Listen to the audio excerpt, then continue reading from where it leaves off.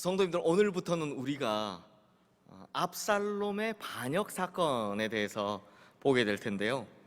그래서 사무엘하 13장의 전반부에는 압살롬 반역 사건의 결정적 단초를 제공하는 한 사건의 이야기로부터 시작이 됩니다. 그런데요, 이 이야기가 시작되는 사무엘하 13장 1절 말씀의 첫 일성을 보면 그 후에 이 일이 있으니라, 이렇게 시작을 합니다. 그러니까 뭔가 앞에 있는 사건과 이어지고 있다라는 일종의 암시인 거죠. 그렇다면 여기서 그 후는 뭘 말하는 걸까요? 바로 지난주에 우리가 봤던 다윗이 밧세바를 범하고 그녀의 남편이었던 우리아마저 죽인 사건, 바로 그걸 말하는 겁니다. 그래서 하나님께서는 이 사건을 너무나도 악하게 보셨죠. 그래서 하나님께서는 친히 나단 선지자를 보내셔서 다윗의 집안에 모진 환란이 올 것을, 즉 징계에 관한 이야기를 하셨습니다. 그 징계가 바로 사무엘하 12장 10절 11절 말씀인데요. 정리하자면 다윗에게 두 가지 재앙이 올 것이다 라고 이야기를 합니다. 먼저는 칼이 내 집에서 영원히 떠나지 아니하리라, 이거 하나 하고요. 또 하나는 내가 내 눈앞에서 내 아내를 빼앗아 내 이웃들에게 주리니 그 사람들이 내 아내들과 더불어 백주에 동침하리라 였습니다. 그리고 이 두 가지 재앙이 가장 1차적으로 이루어지는 사건, 그것이 바로 압살롬의 반역 사건인 겁니다. 즉 그 후에 이 일이 있으니라 라는 이 말씀은 하나님의 징계가 벌써 시작이 되었다, 이 이야기인 거죠.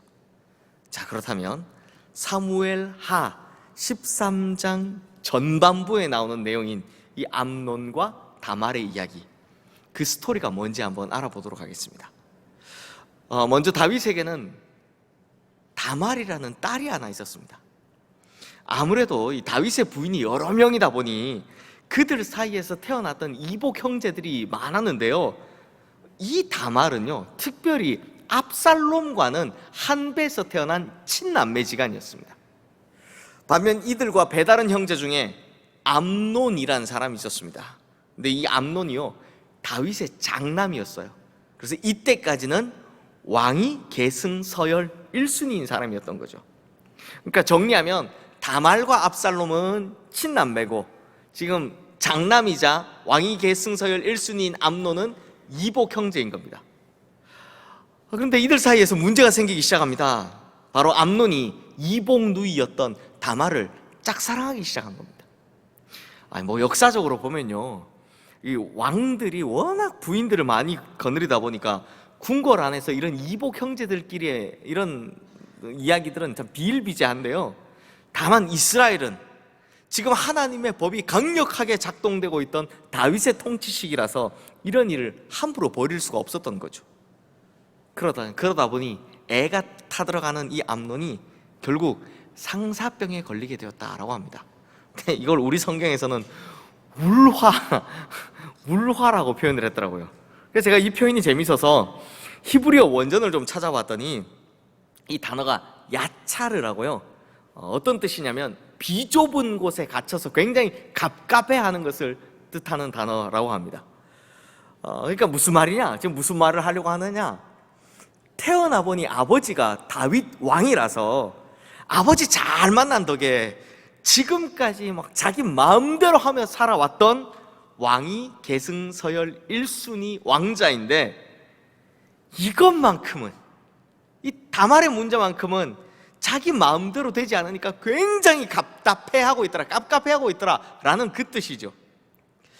그리고 또 다말이 처녀이므로 어찌할 수 없는 줄 알고 라는 말이 나오는데요, 이 말은 우리나라 조선시대도 마찬가지였지만 당시 공주들은 함부로 이사도 못했습니다. 거주지를 옮기거나 혹은 누구를 만나러 가는 것, 이 마음대로 이동하는 것조차도 마음대로 할 수 없었습니다. 어딜 가려면 반드시 아버지인 왕의 명령이 있어야만 가능했습니다. 그러니 암논 입장에서는 다말을 짝사랑하는데 실상은 얼굴조차 마음대로 보지 못하는 그런 현실, 그런 입장 속에 있었다라는 겁니다. 자, 성도님들, 여기까지만 들으면 무슨 로미오와 줄리엣 같죠? 뭐 이루어질 수 없는 사랑, 뭐 애틋한 사랑, 이런 이야기 같지 않습니까? 그런데 전혀 그렇지 않습니다. 이제부터 나오는 이야기는 정말 충격적입니다. 그러므로 성도님들, 이제부터 하는 이야기를 잘 기억해 두십시오. 다윗의 셋째 형 시므아라는 형이 있었습니다. 그 시므아의 아들 중에 요나답이라는 사람이 있었거든요. 그런데 이 요나답이 암논, 그러니까 사촌지간이죠. 이 사촌지간의 암논과 요나답이 꽤나 친했던 것 같습니다. 그러니 사촌이 지금 상사병에 걸려서 시름시름 앓고 있는 게 얼마나 안타까워 보였습니까? 그래서 이렇게 해보라고 무슨 권면을 하나 하는데요, 문제는 이 권면, 이 조언이 너무나도 악마적인 조언이었다는 겁니다. 사단적인 조언, 악한 조언이었다는 겁니다. 제가 지금 이걸 왜 악마적인 조언이라고 표현하는지 이유가 있습니다. 3절 말씀에 보면 이 요나답을 보고 뭐라고 하느냐? 심히 간교한 자다라고 하는데요, 여기서 이 간교하다라는 말 성경 어디에서 보신 적 없습니까? 바로 선악과 사건 때 뱀에게 썼던 표현입니다. 뱀은 여호와 하나님이 지으신 들짐승 중에 가장 간교하니라 입니다. 여기서 뱀은 누굽니까? 바로 사단이죠. 그래서 제가 이걸 정말 악마적인 조언이다라고 말하는 겁니다. 그 악한 악마적인 요나단의 계략이 이랬습니다. 암논 보고 심하게 아픈 척 하라는 겁니다. 아픈 척해서 막, 그러다 아버지 다윗이 이 병문안 찾아오면 아버지 다말에게 제 병문안 좀 오라고 해주세요 라고 이렇게 부탁만 하라는 겁니다.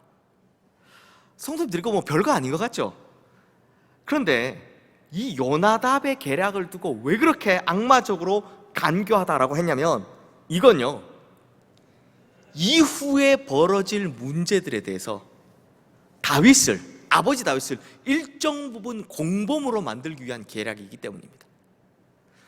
아니, 사실 다윗의 입장에서는 이게 뭐 별 이상하다고 생각할 그럴 게 없어요. 정상적인 사람의 입장에서라면 뭐 그럴 수 있다, 당연한 거라 라고 이상할 게 없으니까요. 그래서 다윗 역시 그저 순순히 그렇게 하라고 허락을 해줍니다. 하지만 이 계략은 이후에 벌어질 책임 소재에 대해 아버지 다윗을 끌어들여 놓는 겁니다. 비록 아무것도 모른 채 속아버린 다윗이라 할지라도 이 일을 허락했다라고 하는 이 일정 부분의 책임을 지니게 해서 이후 암논에게 아무런 벌도 해도 끼치지 못하도록 딱 장치를 마련해 둔 것이다라는 겁니다. 성도님들, 방금 드린 이 말씀 잘 기억해 두십시오. 자, 그러면 결국 어떻게 됩니까? 이제 암논은 겁이 없어지죠. 무슨 일을 해도 내가 구제는 받을 수 있겠구나 라는 생각에 겁이 없어지는 겁니다. 그래서 14절 15절 말씀 보시면 암논이 그 말을 듣지 아니하고 다말보다 힘이 셈으로 억지로 그와 동침하니라. 그리고 암논이 그를 심히 미워하니 이제 미워하는 마음이 전에 사랑하던 사랑보다 더한지라. 암논이 그에게 이르되 일어나 가라 하니 라고, 암논이 이제 강제로 다말을 취하는 심각한 폭력을 저지른 겁니다. 그런데 더 큰 악랄함은 그렇게도 사랑했던 다말이었는데 한번 취하고 나니 이제 완전히 마음이 변해서 사랑했던 마음보다 이제는 미워하는 마음이 더 커졌다고 합니다. 이제는 필요 없다라는 거죠. 결국 암논은요, 자기가 부리는 종들을 시켜서 그 다말을 집 밖으로 끌어내 버려버립니다. 그러니 뭐 로미오와 줄리엣 같은 사랑하고는 아예 결이 다르죠. 이거 뭐 절대로 일어나서는 안 될 악랄하고도 악랄한 사건입니다. 그런데 성도님들, 이 다말의 친오빠가 누구라고요? 한가다 가는 압살롬 아닙니까? 결국 압살롬이 이 모든 사실을 알게 되었는데, 그런데요, 놀랍게도 이 압살롬은 그 순간 진짜 무서우리만큼 냉철한 모습을 보여줍니다. 20절 말씀에 보면 압살롬은 실제로는 아마 엄청나게 화가 났겠죠. 그럼에도 불구하고 그러나 그는 내 오라버니니 누이야 지금은 잠잠히 있고 이것으로 말미암아 근심하지 말라 라고 말하는 모습을 볼 수 있습니다. 굉장히 냉정하죠. 지금은 가만히 있어라. 제가요 어떻게 저렇게 저 순간 저런 마음을 가질 수 있을까 고민을 해봤는데요, 여러 가지 생각들이 들었지만 기본적으로 압살롬에게는 이 문제를 아버지인 왕께서 당연히 공정하게 해결해 주실 것이다라는 믿음이 있었던 것 같습니다. 이건 뭐 사사로이 해결할 문제가 아니라 아버지께서, 왕께서 해결해 주실 거야 라는 믿음이 있었던 것 같습니다. 자, 그렇다면 이런 기대를 받고 있는 아버지 다윗, 그 반응이 어땠을까요? 오늘 보면 21절 말씀 우리 함께 읽겠습니다. 다윗 왕이 이 모든 일을 듣고 심히 노하니라. 자, 다윗이 이와 관련된 일들을 다 알게 되고 나선 어떻게 했다고요? 심히 노했다고 합니다. 화가 엄청난 거죠. 어떻게 심히 노했다. 근데 성도님들, 좀 이상하지 않습니까? 엄청 화를 냈다, 뭐 이거 당연한 거고요. 그런데 참 이상한 건 그 이후에 더 이상 뭘 어떻게 했다라는 말이 없습니다. 아무것도 안 나옵니다. 이 구절 앞뒤를 아무리 막 찾아봐도, 정말 눈 씻고 뒤져봐도 다윗이 암논에 대해서, 이 잘못에 대해서 어떤 조치를 취했다 혹은 어떤 벌을 내렸다라는 말이 전혀 나오지 않습니다. 심히 분노하긴 했다, 그렇지만 그걸로 끝이었다라는 겁니다. 그러니까 간단히 설명하면 이렇게 큰 잘못을 한 암논에 대해서 다윗은 아무런 조치도 취하지 않았다는 겁니다. 이게 말이 됩니까? 결국 다윗의 이 처사 때문에 그렇게 냉정하고 차분했던 압살롬이 안 되겠다, 내 힘으로 하자, 즉 자기 힘으로 해결하려는 복수를 치밀하게 계획하기 시작한 겁니다. 오늘 보면 22절 말씀 마지막 부분에 보면 암논에 대하여 잘잘못을 압살롬이 말하지 아니하니라 라고 하죠. 그러니까 이제 자신의 복수에 대해서 어떻게 합니까? 일말의 눈치조차 채지 못하도록 이 일에 대해서 한마디도 하지 않고 있는 겁니다. 그리고 바로 이어진 다음 절 23절에 보면 딱 2년 후, 2년 걸린 거죠. 그러니까 사람들의 기억 속에서 이 모든 일들이 사라질 때쯤 이번에는 압살롬이 아버지인 다윗 왕에게 이렇게 간청을 합니다. 아버지, 양털 깎는 날이 왔으니까, 그러니까 이게 축제의 날이죠, 형제들과 함께 식사 자리 한번 하시죠 라고요. 이건요 사실상 암논이 아버지한테 부탁해서 다말을 자기 처소로 불러들였던 이 방법과 똑같이 하는 겁니다. 진짜 지금 압살롬은 그대로 갚아주겠다는 겁니다. 그리고 그 식사 자리에서, 바로 그 식사 자리에서 압살롬이 암논을 쳐 죽여버립니다. 이건 마치 진짜 이걸 참 머릿속에 그려보면요, 와신상담, 무슨 복수혈전 같은 영화 한 편 보는 듯한 그런 기분이 듭니다. 그런데 성도님들, 이후에 또 우리가 보게 되겠지만 결국 이 사건을 계기로 아버지와 관계가 틀어진 아들 압살롬이 결국에는 반란까지 일으키게 되는 거죠. 자, 그런데 성도님들, 우리가 가끔 안타까운 마음이 들 때 이런 말을 할 때가 있습니다. 야, 넌 그런 험한 일을 겪고도 배운 게 없니? 이런 말을 할 때가 있죠. 너 그렇게 힘든 일을 겪고도 왜 배운 게 없어? 그러니까 자신의 실수를 통해 큰 어려움을 겪었어도 비슷한 실수를 연이어 반복하는 사람을 보고 우리가 안타까운 마음에서 이런 말을 하는 겁니다. 근데 성도님들 한번 보십시오.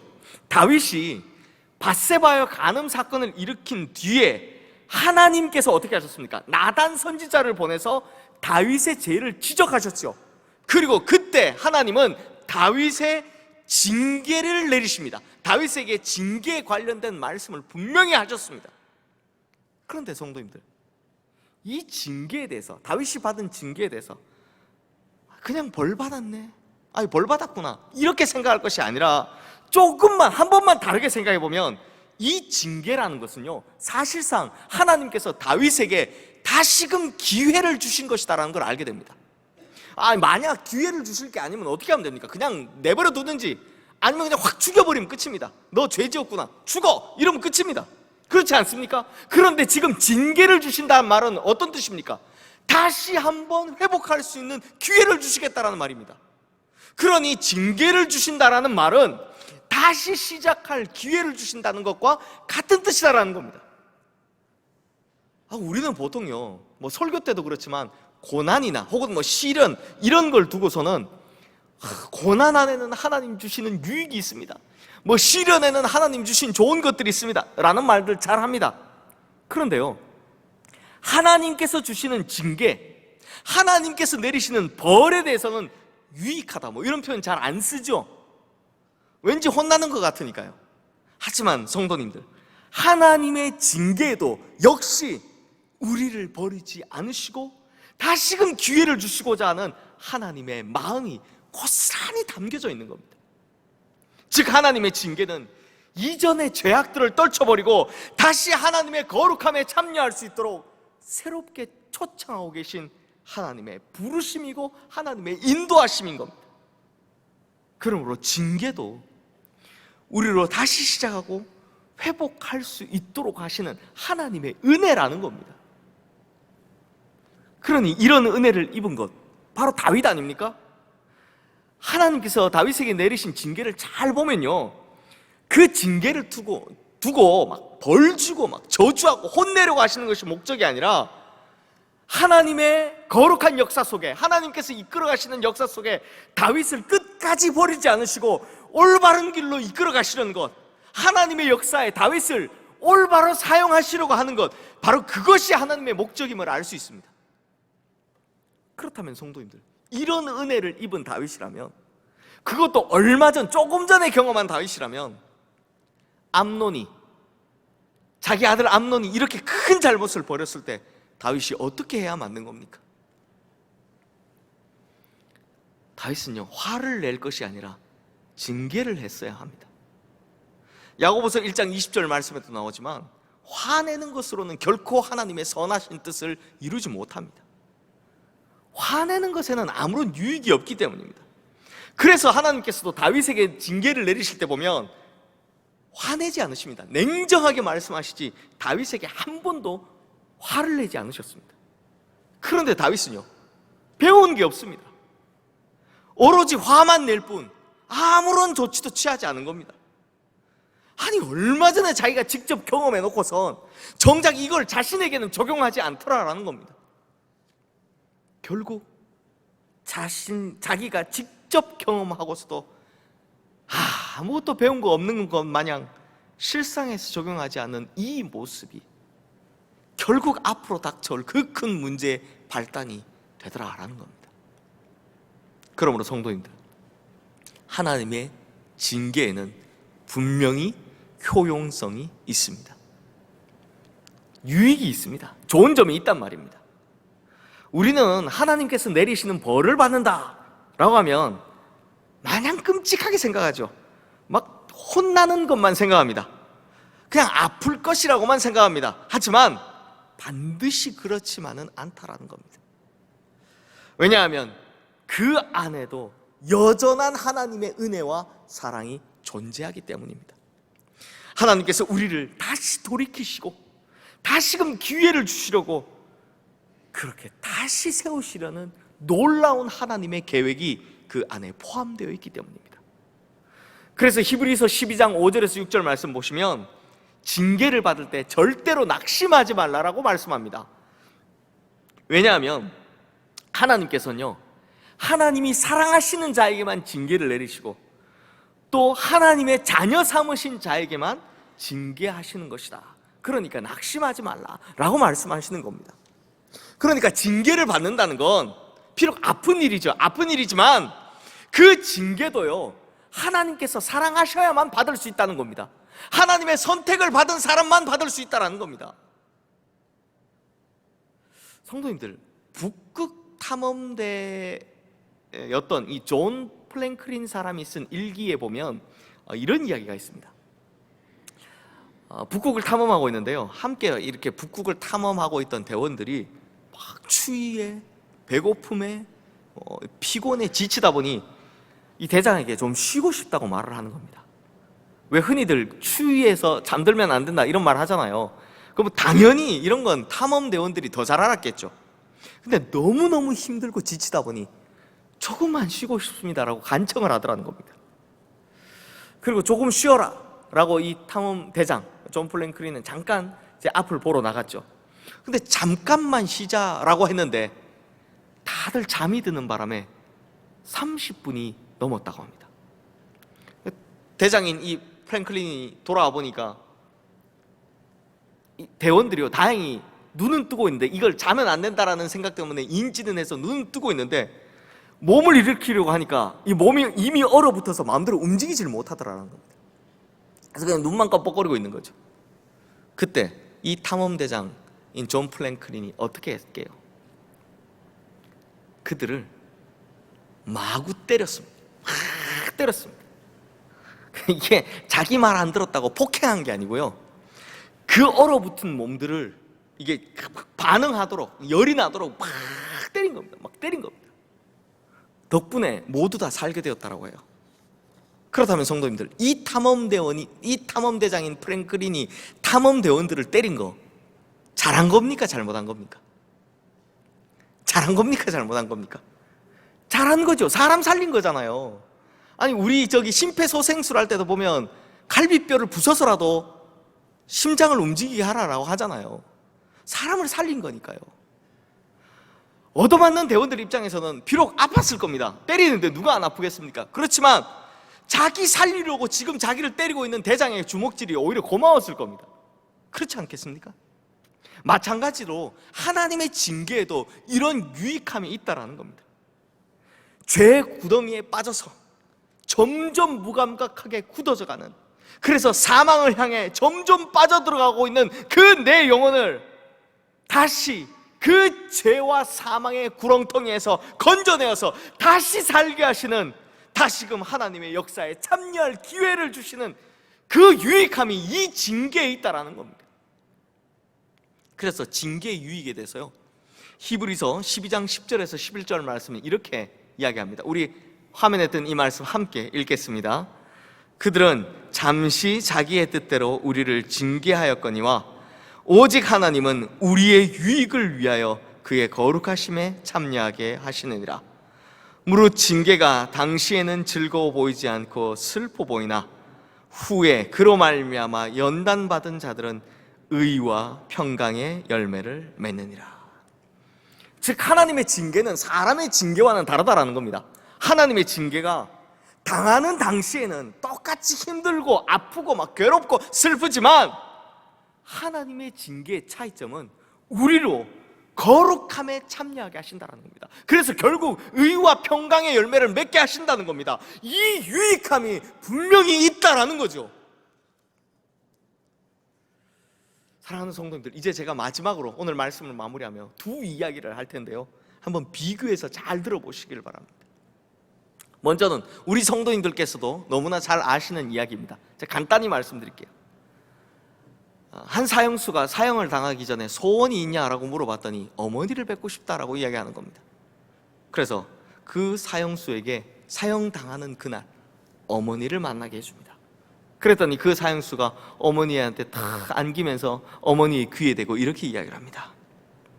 내가 이렇게 죽게 된 건 어머니 때문이에요. 어머니가 내가 잘못할 때 한마디라도 꾸짖어 줬다면 내가 이 지경까지 되지는 않았을 거예요 라면서 그 어머니의 귀를 물어뜯었다라는 이야기가 있습니다. 다들 잘 아시는 이야기죠. 또 다른 이야기, 이번엔 반대 이야기를 한번 해볼까요? 저도 이건 이야기는 들은 이야기인데요, 어느 목사님께 아들 셋이 있었다고 합니다. 보통 아들 셋이 있으면 몇째가 말썽을 잘 부립니까? 둘째병이라고, 둘째가 보통 사고를 잘 치죠. 이 목사님의 둘째 아들도 이제 중학교 3학년 사춘기가 되니까 이제 사고를 치기 시작하는 겁니다. 억지로 가야 하는 교회가 너무 가기 싫은 겁니다. 그래서 집에서는 교회 간다라고 하고 이제 실제로는 헌금 들고 친구들하고 이제 뭐 이것저것 가서 맛있는 거 사 먹고 놀다 오는 거죠. 뭐 꼬리가 길면 밟힌다, 이게 정도가 아니라 아버지가 목사님인데 이걸 모르시겠습니까? 당연히 대번에 알죠. 결국 아버지에게 들킵니다. 그날 또 주일을 빼먹고 친구들과 놀다 온 둘째 아들에게 아버지가 회초리를 빼들고 기다리고 계십니다. 그리고 아들이 오자 회초리를 때리기 시작하는 거죠. 그런데 그렇게 맞는다고 아들이 반성합니까? 사춘기는 반성하지 않고 반항합니다. 반성이 아니라 반항을 하죠. 속으로는 절대 반성 안 합니다. 근데 그때 이 아버지가요, 눈물로 아들에게 이렇게 이야기를 하더라는 겁니다. 나는 네가 인류대학 가고 출세해서 돈 많이 벌기를 바라지 않는다. 나는 네가 하나님을 사랑하고 믿음을 지키는 신앙의 자식이 되기를 원한다. 그걸 더 원한다 라고 말씀을 하더라는 겁니다. 이 둘째 아들이 평소에 똘똘하다고 칭찬만 받던 아들인데 참 이곳저곳에서 아이고 너 진짜 똑똑하구나, 뭐 공부도 잘하고 이러니까, 이런 아들인데 이 회초리에 담겨진 아버지의 진심을 알고 나니까 그제서야 이 아들이 잘못을 고백하고 용서를 빌었다라고요.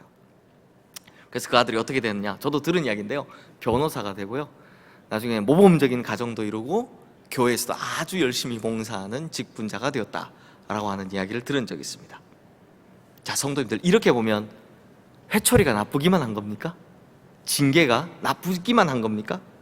징계라는 건요, 당장에는 아프죠. 당장에는 아픕니다. 하지만 분명히 더 좋은 것을 얻는다는 겁니다.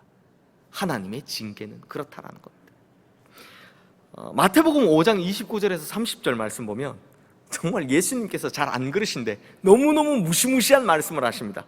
우리 다 함께 화면에 뜬 이 말씀 우리 함께 읽어보겠습니다. 만일 내 오른눈이 너로 실족하게 하거든 빼어내버리라. 내 백체 중 하나가 없어지고 온몸이 지옥에 던져지지 않는 것이 유익하며, 또한 만일 내 오른손이 너로 실족하게 하거든 찍어내버리라. 내 백체 중 하나가 없어지고 온몸이 지옥에 던져지지 않는 것이 유익하니라. 성도님들, 예수님께서 우리더러 죄를 짓게 하거든 그 눈을 뽑아버려라, 손을 잘라라, 그렇게 해야 지옥에 가지 않는다 라면서 진짜로 눈을 뽑아라, 손을 잘라라 이렇게 말씀하신 게 아니고요, 이 말씀은 비유법과 반어법이 섞여 있는 말이죠. 이런 표현입니다. 그러므로 이 말씀의 진정한 뜻이 뭐냐, 작은 것을 잃어버릴지라도 진짜로 크고 중요한 것을 얻으라라는 겁니다. 일시적인 만족을 주는 것, 이런 것은 잃어버릴지라도 영원한 만족을 주는 것, 이건 꼭 취하라는 겁니다. 그러니까 일시적인 만족을 주는 세상 것들, 이런 건 버려도 되고 영원한 만족을 주는 하나님의 것, 하나님의 나라, 이걸 취해라라는 거죠. 그걸 위해 지금의 아픔을, 고통을 감내하라라는 겁니다. 그러므로 성도님들, 징계라는 것이 당하는 당시에는 아프고 고달프고 힘들고 슬프지만 결국에는 천국 백성이 된다라는 훨씬 더 좋은 유익이 있다라는 겁니다. 훨씬 더 좋은 점이 있다라는 거죠. 그러므로 우리 성도님들, 내가 하나님께 징계를 받았다라고 해서 막 기죽고 풀주고 계시지 마십시오. 성경에 보면 위대한 인물들요, 다윗 보세요. 다윗도 그렇고요, 요나도 그렇고요, 모세도 엘리야도 다 징계당했습니다. 다 징계당했습니다. 그러니 그런 거 가지고 기죽지 마십시오.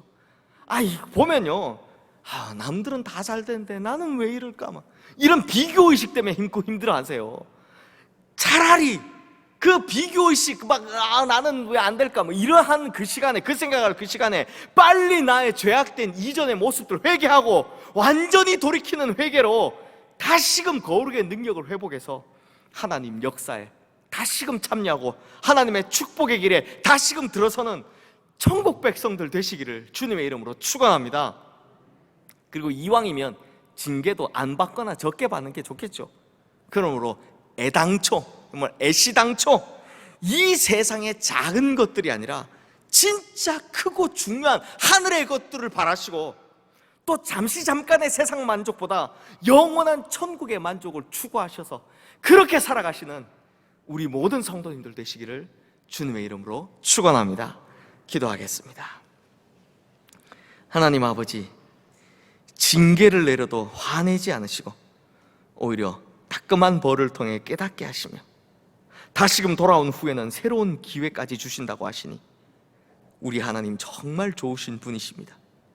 이런 하나님이 내 아버지시라 참으로 감사를 드립니다.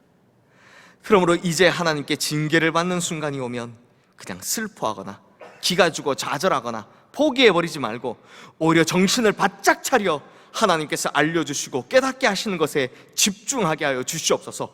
그리하여 우리가 죄악의 구덩이에서 벗어나 다시금 하나님의 거룩에 참여하며 뿐만 아니라 하나님의 역사와 하나님 나라에 들어서는 하나님 나라의 백성들 다 되게 하여 주시옵소서.